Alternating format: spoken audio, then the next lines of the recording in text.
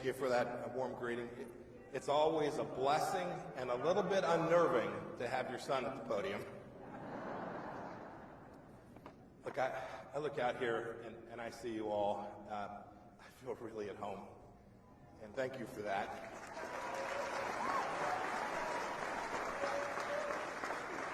Last year I came here as America's 17th Secretary of State, President Trump's Secretary of State. And before that I was here as a member of Congress in South Central Kansas. Yeah, go Kansas. But this is different. This time's different. In the last few months, we've been called clowns and deplorables and ignorant rednecks. We've been called the evil resistance. The New York Times thinks I'm the worst Secretary of State of all time. Yeah. Yeah, since I last saw you, the Chinese have sanctioned me. The Iranians don't think so much of me either. But I'm proud of our fight, and I'm proud of our accomplishments, and that we have truly upended the status quo.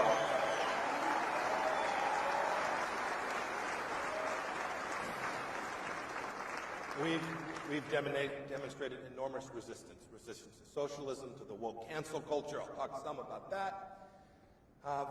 We've resisted seeing our liberty and our freedoms slipping away. This is a noble, worthy fight, and we're in it. We fought hard. We fought for it hard on nearly every front, and we will always fight for it. I remember when they were calling us disruptors and that said they were against the establishment. We said, of course. Now I'll tell the story. I think I come by this disruption and shooting straight very naturally. In the Pompeo family, I've been compared to my grandpa. His name was Earl Mercer.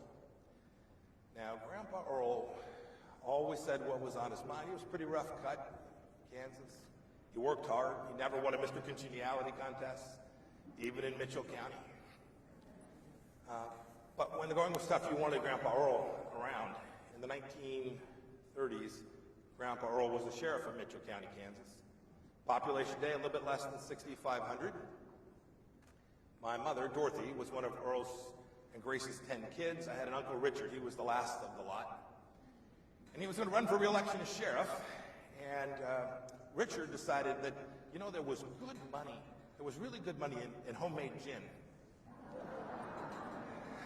So he built a still in the basement bedroom. Everything was good. Both the campaign and the bootleg business, all good. Until a still exploded in the basement. It blew up the basement and the campaign. Grandpa Earl was a one-term sheriff in Mitchell County. He moved his family to a little further south, where he raised my mother in Wellington, where he opened a pool hall. How's that for going from sheriff to the pool hall operator? Best chili in Kansas. I tell this story because I think there's a couple things that we, those of us who believe, those of us who've been part of the conservative movement for so long, can learn from this. First, he was a great sheriff, and he was regarded as such because he never tried to be anything he wasn't. He was never afraid to tell people the truth. He did what the people of Mitchell County expected of him. He respected them. Second, the lesson from the gin problem is that plans change, things happen. We don't always see it going exactly the way we want, but we should never give up. We should always be true to ourselves, and we will succeed at all of it if we do. Grandpa Earl knew, too, that facts mattered, so today I'm going to arm you with some facts, some accomplishments from these past 4 years, how we protected every one of you and our great Bill of Rights at every turn. And what's good news today for me is when you're a diplomat, when you're the 70th Secretary of State, you know, you have to stay in your lane. I don't have that. I'm not a diplomat. I'm going to let it rip. So look. Where did we begin? We began with you. We began with workers all across America who we put back to work. We put back to work women. We put back to African Americans, Asians, Hispanics, everyone. Everyone was back working. We did that. President Trump did that. Our team understood that this mattered. We focused on the economy that put Americans back to work. We did it by also securing our borders, giving Americans the chance to make a good wage, a chance to take care of their families. And we also, I'm from Kansas, don't forget, we built American energy jobs too. We rolled back regulations on job creation, and we wanted everyone to take risks and grow their business and create opportunity for people all across America. I heard this time and time again. I remember I ran for Congress in 2010 when President Obama was in office. Employers and workers had both lost confidence. We restored that confidence. They knew we had their back. We knew we'd support them, not burden them. We wanted them to be successful.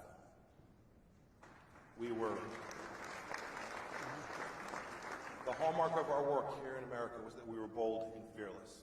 And what I hear today, I hear Democrats pretend they care about jobs in America. But before the seats were warm in the Oval Office, they destroyed 10,000 jobs in a pipeline. And I see, too, my predecessor's predecessor, green geek John Kerry. Right, he thinks these folks are all going to go make solar panels.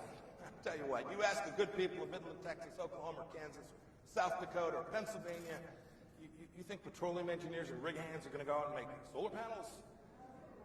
No, and you can bet this too, those cheap, shiny solar panels will start flooding into America like you have not seen. And this won't be good for the United States of America. Now, don't get me wrong, sometimes we get accused, say we don't care about the environment, we create jobs that destroy the environment. That's just not true. We simply didn't do it, didn't protect the environment on the backs of American workers. There were more job openings than people looking for work for much of these past 4 years. It was an amazing accomplishment.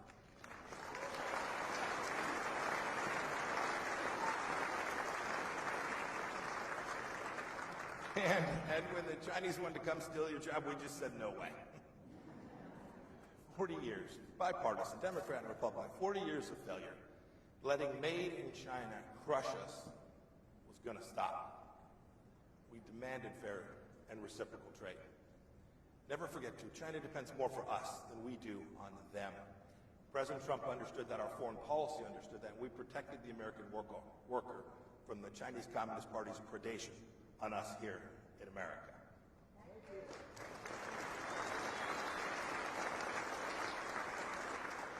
Now, my job often took me overseas. We protected our freedom abroad.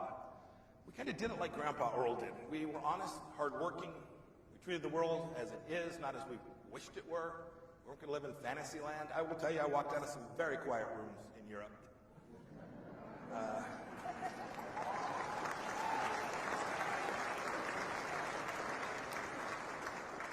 We had a restrained foreign policy, but when the time came, when the situation so required, we led. We came hard. We came heavy.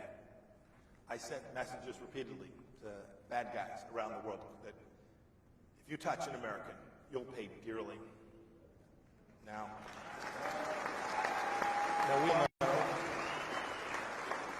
we all know that strength deters bad guys. Weakness begets war. And we want to stay out of wars. We did. I was with the president so many trips, and he would tell his counterparts across the world, he would say, look, I'm going to put America first as the president of the United States, and I expect you will put your country and your people first. And we'll work together and accomplish this for both of our countries, and we did that. You know, America first is right for America. It's right for each of us. America first secures our freedom. And the entire world benefits when America is fearless and bold and strong. We just tick through a few ways, right? So first, we show up Paris Climate Accord. It was a job-destroying joke, so we said au revoir. Look, we all want clean air, safe drinking water, but the Paris Agreement was a fantasy for elite diplomats who just wanted to virtue signal. And when President Biden re-entered this deal, I can tell you that Xi Jinping was smiling every single minute. And the American workers lost. We, too, spent a lot of time. We defended America in the Middle East, and we defended Israel in the Middle East, too. We were told a number of things. Right? This was what establishment foreign policy meant. It says we were told that you can't sanction the Ayatollah in Iran, and you can't stop sending pallets of gas to the leadership. There'll be a war. Well, we did, and there wasn't a war.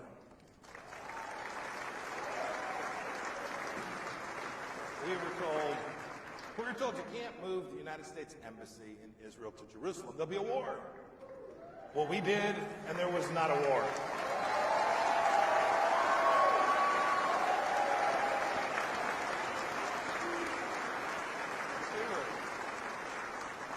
We were told you can't allow Israel to have its rights in Judea and Samaria and the Golan Heights. There'll be war.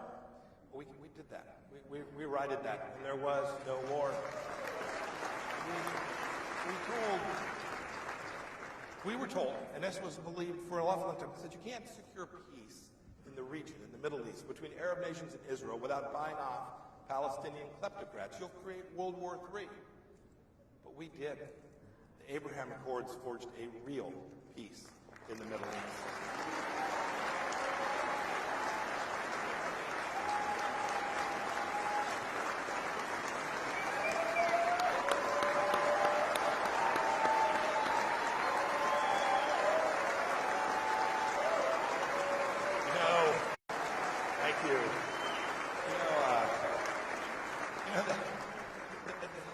The Abraham Accords rewrote decades of failed shuttle negotiations because we were willing to go against the elites of the foreign policy established both left and right to secure American freedom and to champion your values. It's unfortunate. It looks like the new Team Biden, appears to be headed back into appeasing Iran. This will be a disaster for the United States of America and a disaster for the region as well. I remember, too. President Trump sent me to Pyongyang when I was a CIA director to meet with Chairman Kim to prepare for the historic summit that was ultimately held in Singapore. You all remember this. We threatened fire and fury. We threatened fire and fury not to go to war, but to deter it we did. You know, since those two summits, one in Singapore, one in Hanoi, the North Koreans haven't tested a long-range ballistic missile, and they haven't tested their nuclear weapons. Exactly 0 tests have been conducted. That's real foreign policy.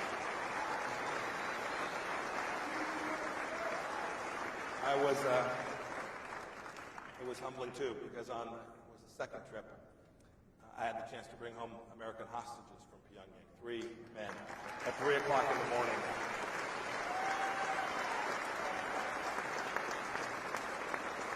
And America first always means never forgetting about our warriors. There was no greater honor, too, than the fact that we brought back other Americans like Pastor Brunson, who stayed in Turkey, detained wrongfully for just far too long. And we brought back so many remains of our fallen in Korea as well. This was amazing and right, and America first.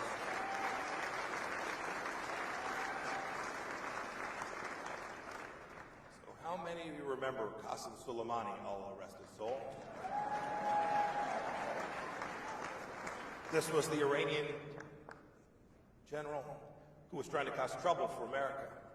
He was on a mission to harm Americans, but we were a few steps ahead of him. So in the end, he didn't cause trouble for Americans or anyone else ever again.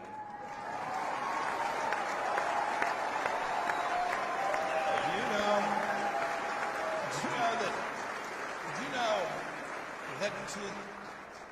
that to this day, most of the liberals and most of the folks on Team Biden still won't acknowledge that ridding the world of an America-hating terrorist was a good thing. This is fantasy. Look, we drew a red line when the Syrians gassed children and women. And we told them, don't do that again. And when they crossed it, President Trump ordered 70-plus beautiful American-made Tomahawk missiles to let them know that we weren't going to allow them to kill women and children. America first takes real courage, takes a Secretary of State willing to walk into a room and tell it like it is, and a president who will have his back. We had that. Speaking of backs, I hear President Biden saying, America's back. Back to what? So, back to pallets of cash to the Ayatollah so he can build missiles that threaten us? Back to apologizing when Iranians tell our soldiers and sailors to take to their knees at gunpoint? Back to President Biden killing pipeline? Back to all the things that put America at risk? Back to supporting a pipeline in Europe that'll create European jobs? This is not where we want to go back to any time at all. We certainly don't want to go back to letting China have trade deals that kill our jobs right here in America. We can't afford it. It's not the right thing, and we don't have to do it. We must be bold, and we must always put America first. You know, we spent a lot of time talking about being canceled. I was really happy that this is being aired on television, not canceled, at least for the moment. We worked tirelessly with great success to deliver on our values, American values that have made this such a special, unique nation. Look, this country was built on what our founders understood, and then the Bill of Rights that came behind that Constitution. They built a nation recognizing that our rights come from our Creator and not from any government. Our union becomes more perfect every time we defend our sovereignty and we defend our borders. And I'm proud that we were the most pro-life administration in the history of the United States of America.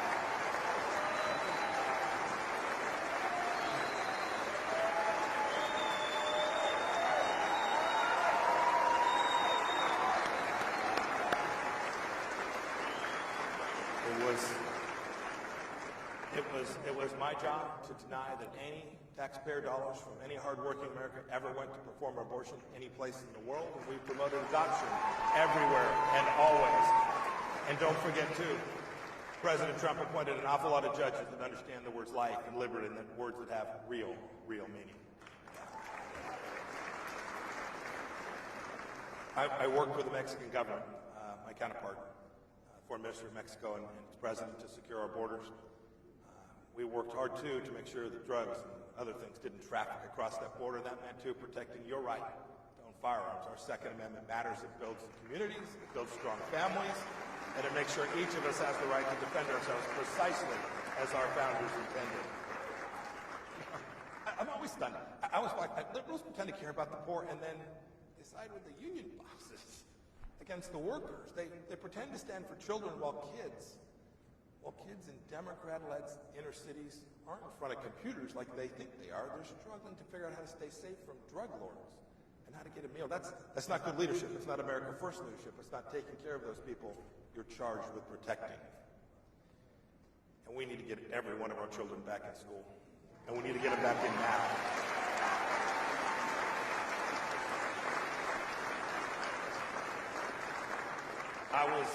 I was a soldier about 25, 30 years ago and about 100 pounds ago, too. And when I hear Democrats say they want a strong America, I know that they are working to undermine it. Sadly, mark my word, they're going to gut the defense budget that we worked so hard to build. They'll do it to pay for their Green New Deal. It kind of makes me mad, right? They're going to trade Army green for AOC green. That is a bad trade.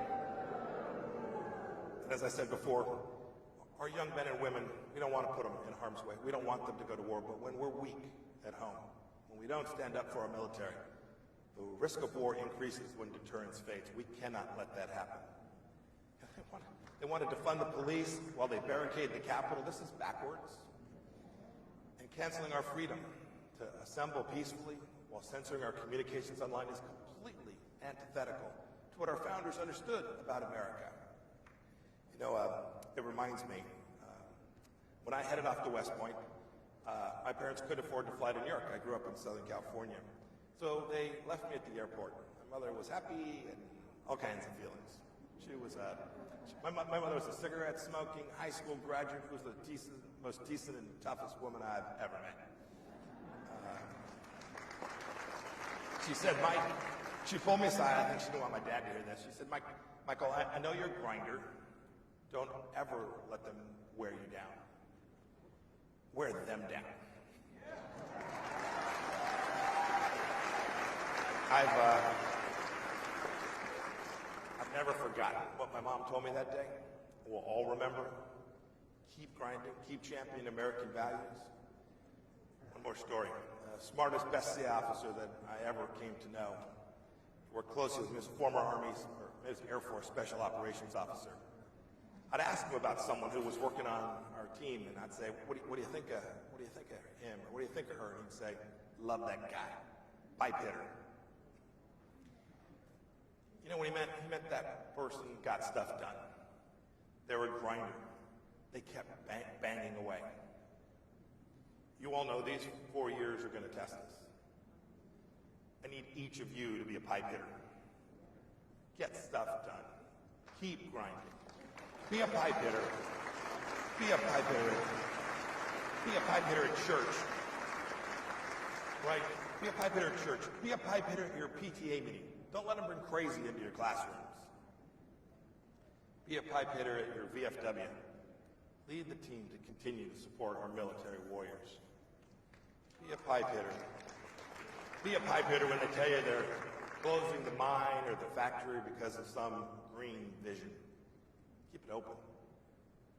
President Reagan, a real pipe hitter. President Reagan got stuff done, and he once said, if we lose freedom here, there is no place to escape. This is the last stand on earth. I saw that. I saw that as your Secretary of State as I traveled all around the world. And I'm confident that he was right. I am confident that the American star will shine across the heavens so long as we keep a proper understanding of our God-given rights at the center of who we are, and we keep up our quest to secure our freedom for our own people and for all of mankind. I'll be with you in the fight.